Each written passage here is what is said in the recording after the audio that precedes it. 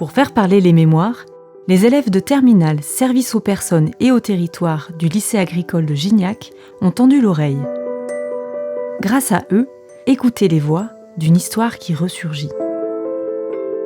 Cette collecte de témoignages intergénérationnels entre des lycéens et d'anciens pupilles et professionnels de l'éducation surveillée nous parle d'enfance enfermée, d'adultes engagés et d'un futur à construire. Être professionnel de l'éducation surveillée, parcours et pratique. Est-ce que vous vous souvenez de votre tout premier jour dans le centre ? Oui, c'était en 73, donc oui. En fait, je faisais des études en fac de droit et je voulais être avocat. Et puis, je faisais beaucoup de sport, donc ça m'arrivait de sécher un peu les cours.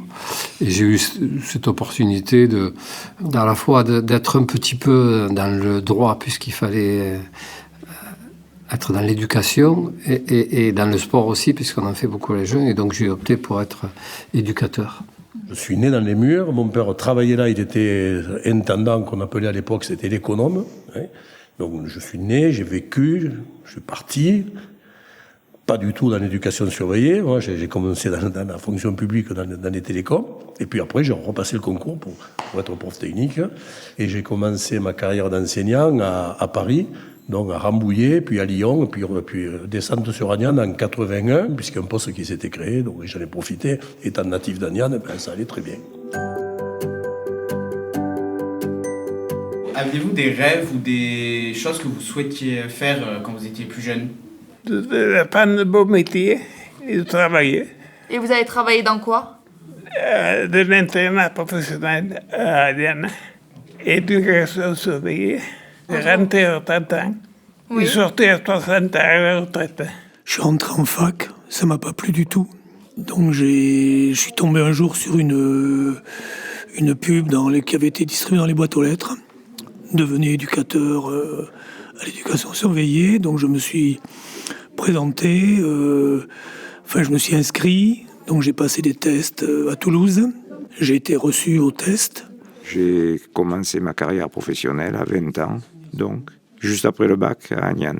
J'ai été stagiaire pendant 2 ans, de 75 à 77, suite à quoi, après, j'ai été muté, on va dire, à Paris, comme beaucoup d'éducateurs à l'époque, et je suis revenu à Agnan en 84.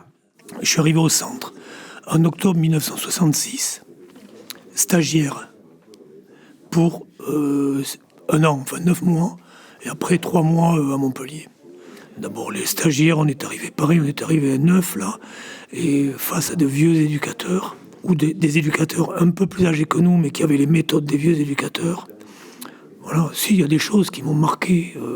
Alors, les stagiaires, on était affectés à faire les transferts. Ce qu'on appelait les transferts, c'était aller chercher les enfants qui ne rentraient pas de vacances. Et la première fois où j'ai dû aller à Paris chercher un élève, donc un garçon d'Agnan, qui n'était pas rentré, un vieil éducateur m'a dit c'est pas compliqué, tu lui enlèves sa ceinture, tu lui prends ses lacets de chaussures et tu lui donnes ta valise à porter. Comme ça, il pourra pas courir et fuguer. Bon, j'ai dit, j'ai jamais fait ça, moi.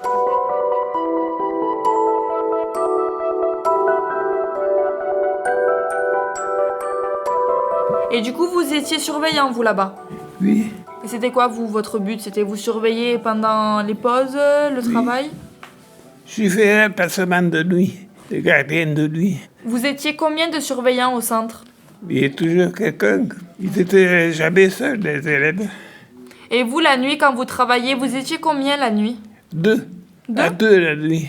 D'accord. Pour 145. Et c'était quoi comme règles qu'il y avait ? Vous vous souvenez de quelques règles que vous avez mis en place ? Non. L'ordre, l'honnêteté et la politesse. Ça, c'est le quotidien d'un éducateur, hein. D'apprendre à respecter la règle. C'est pas uniquement la règle de l'activité, mais c'est la règle quotidienne, savoir se lever à l'heure, savoir faire en sorte que ton environnement, en l'occurrence ta chambre, le soit propre, c'est que là où tu vas te laver, ce soit propre, etc., quoi. Il y a 3 types, c'est le respect, l'éducation, le respect de la règle. Enfin, c'est tout ça qui nous aide un petit peu à élever un peu le jeune qui souvent est un défi de toutes ces règles, que ce soit sur le plan familial, sur le plan de l'enseignement, etc. Donc notre rôle, c'est nous de reposer le cadre et de leur dire, voilà, si tu veux être heureux, il faut que tu le respectes. Si tu le respectes, tu seras respecté, etc.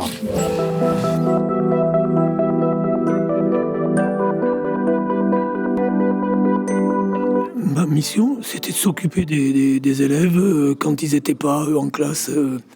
Faire des activités. Quand on était recruté éducateur, on regardait notre cursus un peu sportif, nos aptitudes d'animation à côté, quoi. Un éducateur, c'était un peu un animateur, quoi. Voilà. C'était pas qu'un gardien. On était un peu des pions, enfin des surveillants, des surveillants, voilà, quoi. Mais on n'avait pas que ça. Toutes nos aptitudes d'animation étaient prises en compte, quoi. Bon, moi j'ai fait des camps de ski, j'ai fait des camps de spéléo, c'était pas toutes les semaines, ça, c'était pendant les vacances, ça. Mais le soir c'était souvent sport. On avait 20 jeunes à s'occuper, il y en a qui voulaient pas faire de sport, il y en a qui voulaient en faire, il fallait se séparer. Il y en a qui voulaient, ça fumait à l'époque, je me rappelle, ça c'est une image. Les salles télé, ça fumait. On ne voyait pas la télé des fois, mais bon. Après, il y avait l'heure du repas. On était là comme encadrant pour pas qu'il y ait des problèmes de discipline. Bon, il fallait intervenir de temps en temps. Je ne dis pas tout le temps, mais de temps en temps, quoi, on intervenait. Dans mon métier d'éducateur, on a trouvé effectivement que les activités de pleine nature avaient cette valeur éducative en ce sens qu'il y a une confrontation avec l'élément, que ce soit le rocher, l'eau, la terre, qui favorise l'éducation parce que c'est souvent des activités à très forte sensation émotionnelle.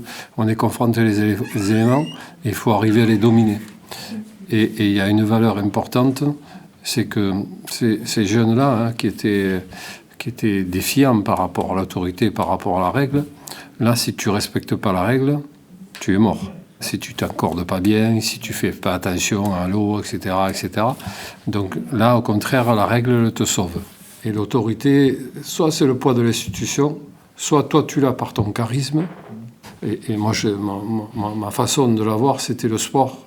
Parler avec son corps, des fois c'est aussi bien que... Alors, pourquoi je dis ça? Parce que tout souvent, les souffres-douleurs, dans des cadres de groupe comme ça, il y a un peu de caïdisme. J'ai horreur de la violence, mais j'ai horreur des jeunes qui profitent souvent de leur statut pour faire subir aux autres. Donc oui, à travers le sport, des fois, justement, le souffre-douleur, petit gringalet qui prend, c'est celui qui brille un peu le mieux et qui arrive en haut, alors que le costaud, etc., il a du mal à monter ou à se déplacer en vélo, etc.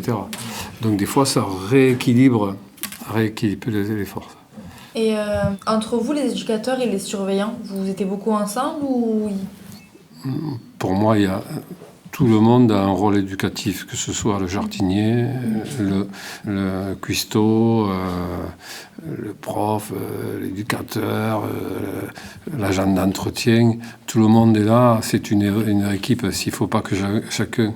C'est pour que une symphonie soit bien jouée, il faut que tous les musiciens jouent un bon orchestre, aussi bien le pianiste que dans une équipe éducative. Il faut que tout le monde soit en symbiose. Et on faisait d'ailleurs beaucoup de réunions entre tout le monde, justement, pour être en parfaite harmonie. La profession s'appuyait sur des ateliers, sur des formations professionnelles. On avait quelque chose en soutien, quoi. Il y avait la scolarité des jeunes, on avait ça à mettre sur la table, quoi. Je suis un ancien prof technique, si vous voulez, équivalent PLP1 dans les lycées techniques, prof d'atelier. On était quand même respecté pas mal. Bon, on a mené quelque chose. Quand vous amenez un savoir et qu'il y a toujours 2 ou 3 ou 4 ou sur les 12 qu'on avait, un jeune qui s'intéressait vraiment, donc s'il y avait un perturbateur dans le lot, il disait, tais-toi, hein. Voilà. Il faut être honnête quand même. Sur les 12 jeunes que j'avais, j'en avais que 5 qui se présentaient chaque année. Les autres, ils ne venaient pas. Dont les 5 qui réussissaient. Mais ils réussissaient les épreuves. Alors, les épreuves pratiques se passaient à Agnan et les épreuves écrites se passaient à Montpellier. C'était un boulot où il fallait se contenter de peu. Si on sauve un gars, c'est bien. Si on sauve 2, c'est mieux. Si on sauve 3, c'est encore mieux. Mais on n'est pas à savoir combien on en a sorti de la panade. Hein, on ne sait pas. On ne sait pas ça. Et puis, bon, quand on en revoit volontiers, c'est bien. Ça nous fait plaisir de savoir qu'ils arrivent et qu'ils font quelque chose. Mais bon, il faut se contenter de ce qu'on peut là, hein, parce que les récidives, ça existe aussi, on le sait. De temps en temps, on lit le journal. Ah bon, celui-là, il n'a pas bien tourné, quoi. Voilà, ça arrive aussi. Hein. Ce qui m'en reste, bon, j'y ai travaillé de l'âge de 20 ans à 58. C'est quelque chose qui est marquant, comme beaucoup de gens qui travaillent qui ont le même boulot pendant 30, 40 ans, quoi. Maintenant, comme dit ma femme, il m'en a jamais parlé. Tout ce qui se passait au centre, on n'en parlait pas.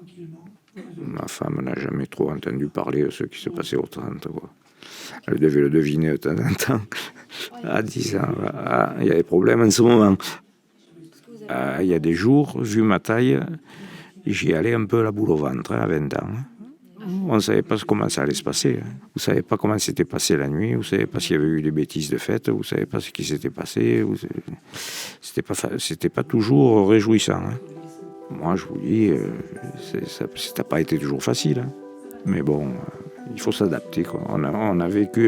On vivait un travail d'adaptation quotidienne, constante.